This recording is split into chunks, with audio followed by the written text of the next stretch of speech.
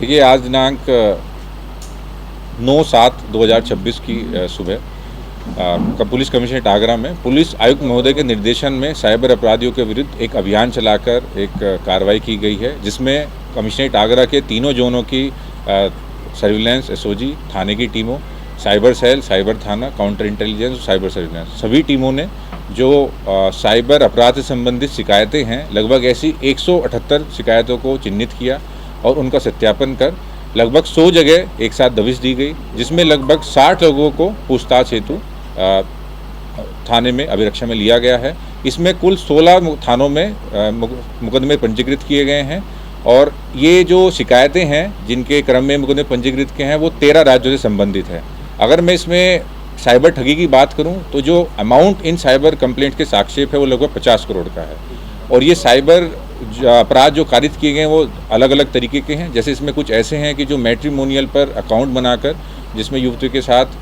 ठगी के भी हैं, कुछ गेमिंग के नाम पर इसमें ठगी है, कुछ ऐसे हैं कि जो भोले भाले लोगों को बहला फुसलाकर उनके अकाउंट्स खुलवा लिए जाते हैं और उनका उपयोग साइबर ठगी में किया जाता है। तो अलग अलग तरह के साइबर अपराध के क्रम में यह कार्रवाई की गई। सर, अगर विदेशों की बात करें तो पहले जिस तरीके से विदेशों में कनेक्शन पाया गया, इस बार भी ऐसा कुछ मिला है सर? देखिए, वो जांच का विषय है। चूँकि ये एक डिजिटल प्लेटफॉर्म पर साइबर अपराध कारित किए जाते हैं तो उसके बैकवर्ड फॉरवर्ड लिंकेजेस देश और देश के बाहर भी होते हैं, तो उस पर भी कार्रवाई की जा रही है कि उसमें कोई सर्वर या फिर पैसे का जो ट्रांसफ़र है वो देश के बाहर भी हुआ है क्या नहीं, उसके बारे में भी जांच की जा रही है। देखिए, अगर अकाउंट खुलवाने म्यूल अकाउंट के संबंध में बात करूँ तो ये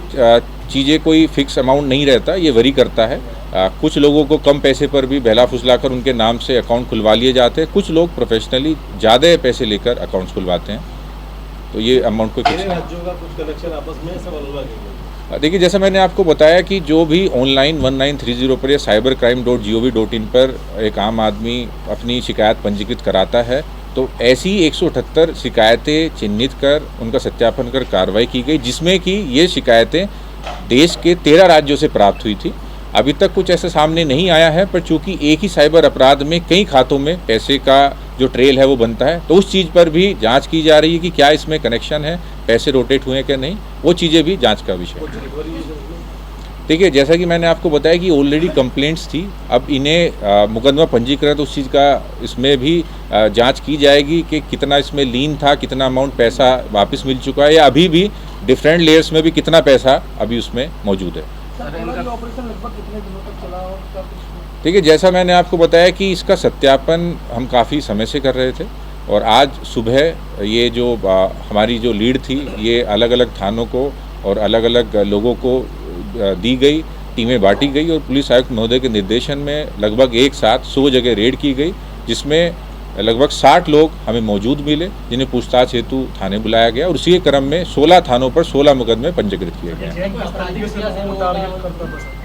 देखिए, अगेन ये चीज़ भी जांच की जा रही है। जैसे कुछ लोगों का है पूछताछ में पता चला है कि देश के दूसरे राज्यों से भी उनके ऊपर साइबर संबंधी मुकदमे दर्ज हैं और आगे भी इसमें जांच की जा रही है कि उनका पहला इसमें आपराधिक इतिहास है या नहीं।